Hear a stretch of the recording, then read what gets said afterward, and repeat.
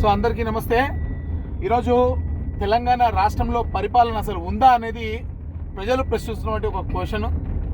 GHMC పరిధిలో ముఖ్యంగా ఇంత పెద్ద భారీ వర్షాలు పడుతున్నా కూడా రోడ్లపైన గుంతలు పూడ్చట్లేదు.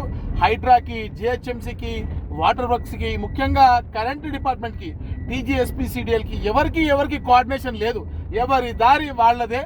ఈరోజు అనేక విద్యుత్ ప్రమాదాలు జరిగి, ఒక రామాంతపూర్ కానీ, ఒక ఓల్డ్ సిటీ కానీ, ఒక అంబర్పేట్ కానీ అనేక విద్యుత్ ప్రమాదాలు జరుగుతున్నప్పటికీ కూడా ముందస్తుగా ఇక్కడ విద్యుత్ ప్రమాదాలు జరిగేటువంటి పరిస్థితులు ఉన్నాయన్నా కూడా అధికారులు మొత్తం నిద్రపోతున్నారు. వంగిపోయిన పోలను పట్టించుకోవడం కానీ, ఫెన్సింగ్ లైన్ ట్రాన్స్ఫార్మర్లు కానివ్వండి, హ్యాంగింగ్ అవుతున్నటువంటి హైటెన్షన్ లైన్స్ కానివ్వండి, ఎక్కడ కూడా సరిగ్గా పట్టించుకొని పనిచేసేటువంటి పరిస్థితి లేదు.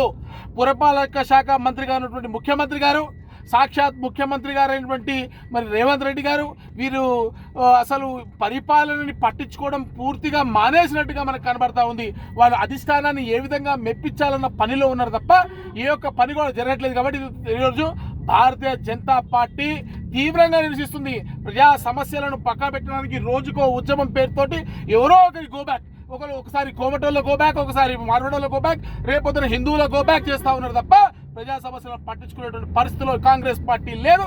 దీన్ని భారతీయ జనతా పార్టీ తీవ్రంగా నిరసిస్తుంది. ప్రజా సంక్షేమం చేయంగా పనిచేయాలి, లేకపోతే పెద్ద ఎత్తున ఉద్యమం చేస్తామని చెప్పి హెచ్చరిస్తా ఉన్నాం. భారత్ మాతాకి జై.